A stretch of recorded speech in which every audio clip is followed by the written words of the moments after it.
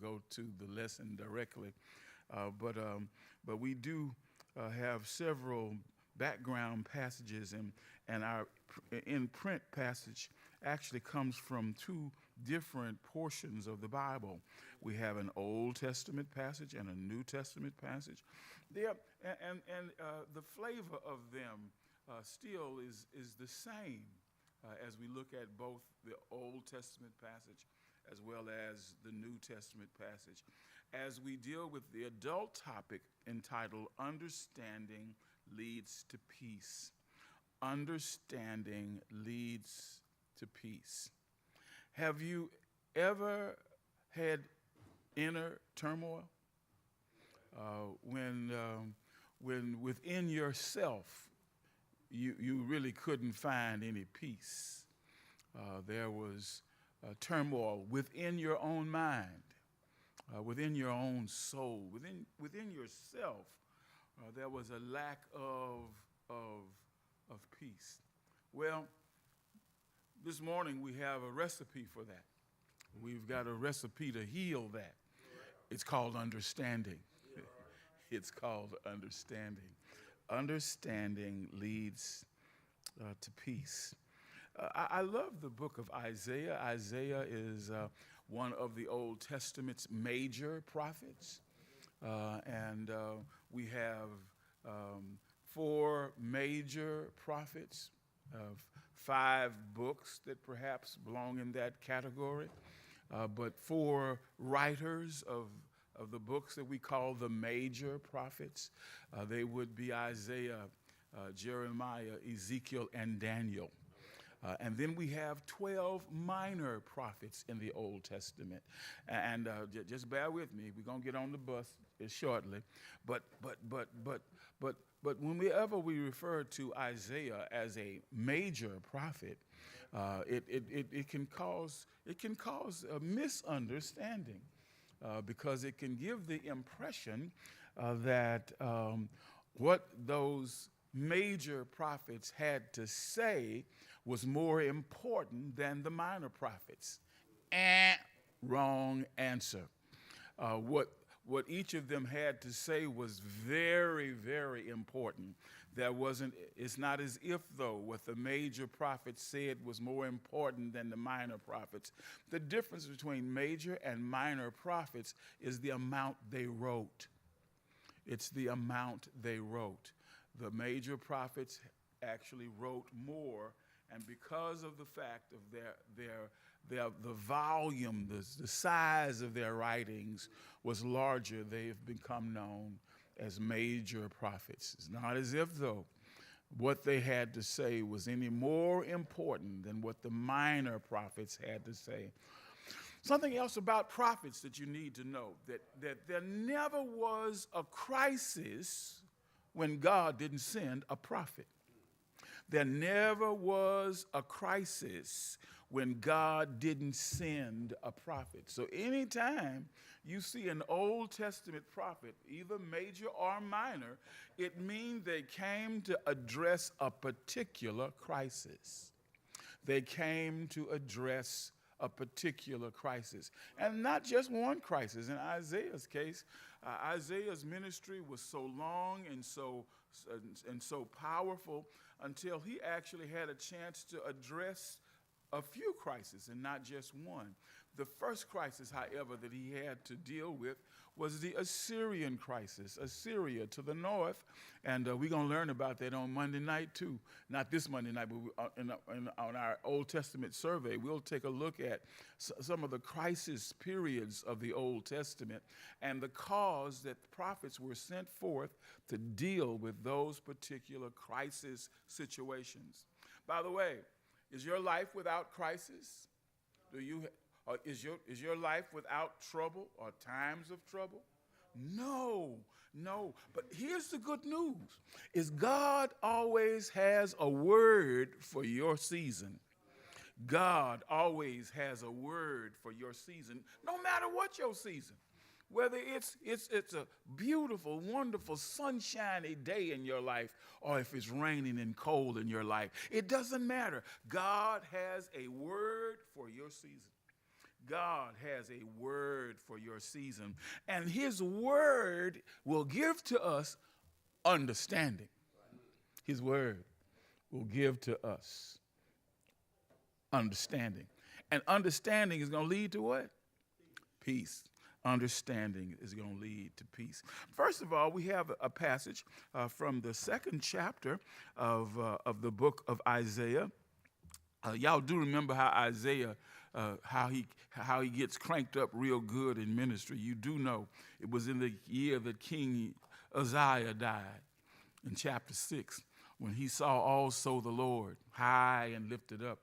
His train filled the temple. Y'all know about Isaiah.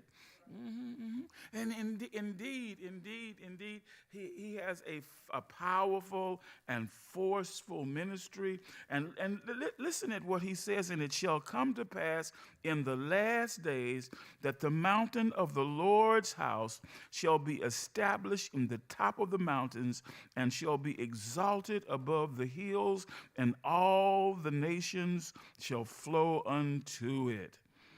And many people shall go and say, come ye, and let us go up to the mountain of the Lord, to the house of God, to the house of the God of Jacob. He will teach us his ways. He will walk in his paths. We will walk in his paths. For out of Zion shall go forth the law and the word of the Lord unto Jerusalem. Did y'all get that? That I told you, God has a word for your season. No matter what season you're in, God has a word for your season. Even in your times of trouble, in your times of distress. Can you imagine the kind of distress the Bell family is going through right now? But God has a word for your season. No matter what season you're in, God has a word for your season. There's a little something I got to sprinkle into the lesson this morning. And that there are some things that we don't get to understand until we stop trying to understand it. I'm going to back up and do that one more time. There are some things in life that we won't come to understand till we stop trying to understand it. Let me tell you what God can actually do to us sometimes. Sometimes he allows trouble to come our way, and instead of you trying to figure it out and trying to figure God out, trust him. And if you will trust him, when you stop struggling and trying to make sense out of what God does. By the way, you do know that faith and reason oftentimes clash with one another. Our thinking and our faith can have a fight. Yeah, because our heads tell us you can't do that, but his word told us you could. And so if you obey his word, you'll find that it'll bring you to an understanding that his way is always the best way. Mm-hmm. His way. You do see that his way is involved in these first couple of verses, in verse 2 through 4. You do see his word comes into play. For that's what we want to be taught. We want to be taught his ways, not our ways. His ways. Because we think the way up is up. But Jesus twisted that around for us and told us the way up is actually down. That if you exalt yourself, you'll be abased. But if you humble yourself, you'll be exalted. Isn't that just the opposite of the way we think? But you remember God told us his ways wasn't our ways, and his thoughts wasn't our thoughts. His ways and thoughts are higher above ours than the heavens are above the earth. But what we want, if you really want understanding, I dare you to walk in his ways. I dare you to walk in his word. His word, he always has a word for our season. No matter what season you're in, God always has a word for our season. What season are you in? What season in your life is it? Ooh, Lord have mercy. You might have started off the year with some sunshine, in spite of the fact that it was cold, so cold one Sunday we didn't even have church. It was so bad. Yeah, it was cold. But in your life, it might have been sunny weather during that time. Gasoline prices were low. You were just living it up. Lord had extra money in your pocket. But now that gasoline has gone up, whoo, anybody feeling the pinch already? Lord have mercy. But let me do tell you, the deal is no matter whether you're up or down, happy or sad, whether it's raining or the sun is shining, God has a word for your season. Now, Pastor, where you get that from? Remember, I started off telling you that every time you see an Old Testament prophet, God sends his prophets to deal with crisis seasons. And so every time you see Isaiah, Jeremiah, Ezekiel, Daniel, anytime you see an Old Testament prophet, he's come to address a crisis. And why is that? Because God always has a word for our seasons. God always has a word for our season. Look at verse 4 of that passage in Isaiah. And he shall judge among the nations and shall rebuke many people, and they shall beat their swords and plowshares and spears into pruning hooks. Nations shall not lift up sword against nation, neither shall they learn war anymore. How does that come to pass? It comes to pass because understanding leads to peace. Understanding leads to peace. I wonder, when will we understand why the Israelis and Palestinians have aught against one another? I wonder, when will we understand why the Iranians think that they need to have nuclear warheads? Why? What's up? Why are we like that? Why do brothers kill brothers? Why do children kill their parents? Parents kill their children. Why? Ooh, there's an old song we sang in the Baptist church. It says, we'll understand it better by and by. But understanding leads to peace. The second portion of our lesson actually comes from the 17th chapter of the book of Acts. 17th chapter of the book of Acts. For those of you that are familiar with the New Testament, you know the first about the first 12 or so chapters of Acts primarily follows the ministry of Simon Peter. But then it changes channels and began to follow the ministry of the Apostle Paul. And so since we are beyond chapter 12, you know who's the source or the background person for this portion of the book of Acts. Why, of course, it's the Apostle Paul. And in verse 26, we find, and hath made of one blood all nations of men, for to dwell on all the face of the earth, and hath determined the times before appointed and the bounds of their habitation. Y'all do know what's going on over in the Middle East with reference to Israel and Palestine. The bounds of their habitation is at stake. Where they're going to live is at stake. Can I just remind you that in 1948, the United Nations carved out a portion of the Palestinian land and gave it to Israel for a homeland, because all the way since the Bible days, Israel hadn't really had a homeland. So they gave them a homeland. And so now they're still fighting over that land. They're still fighting over that land. Can God give peace? Yes. Does God have a word for this season?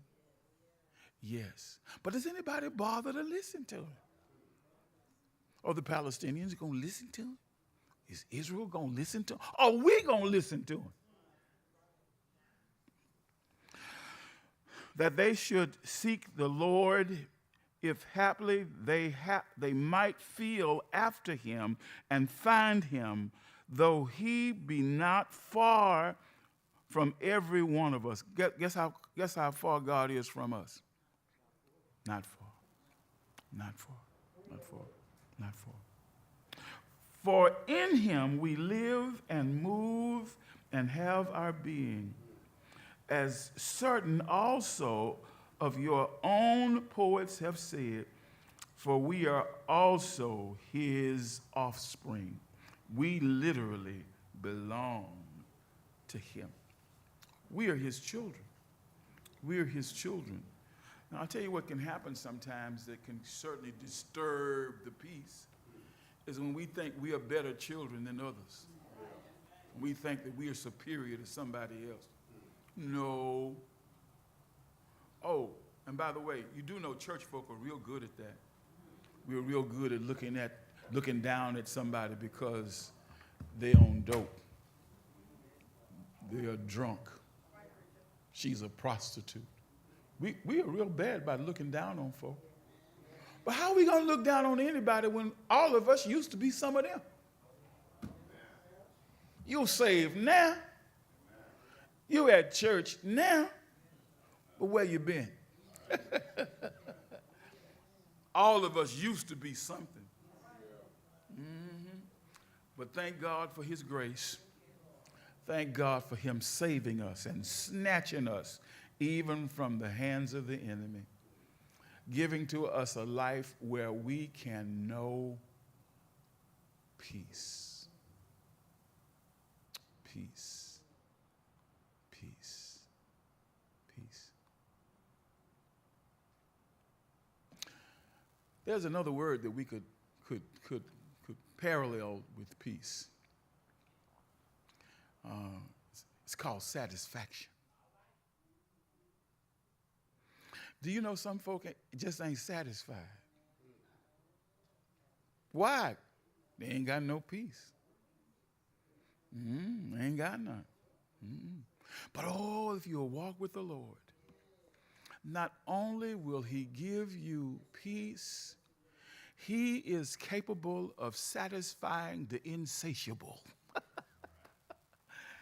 He satisfies. We got lots of songs that say that. You know, Baptists got a song for everything. Oh, Lord, oh, Lord. He's satisfied. But there's one song that we'll go to and we'll finish up for the morning.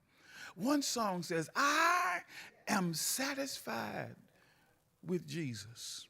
He has done so much for me.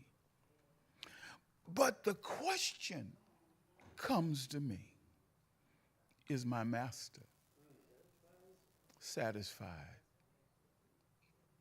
with me? We extend now the call to discipleship. Perhaps in our midst there could be men, women, boys, or girls that want to know this peace we are talking about. And our peace comes from the Prince of Peace himself, Jesus Christ our Lord. If you want peace, you need to know the Prince of Peace. If there's no one in this room, perhaps there's someone in the virtual room with us that's watching on Facebook or watching on our YouTube channel. My brother, my sister, it's not an accident that God had you tune in to us at this particular time, because he's knocking at your heart's door. He wants you to have his peace. Won't you surrender? As long as you surrender, you're going to have turmoil. As long as you don't surrender, your mind is going to be all messed up.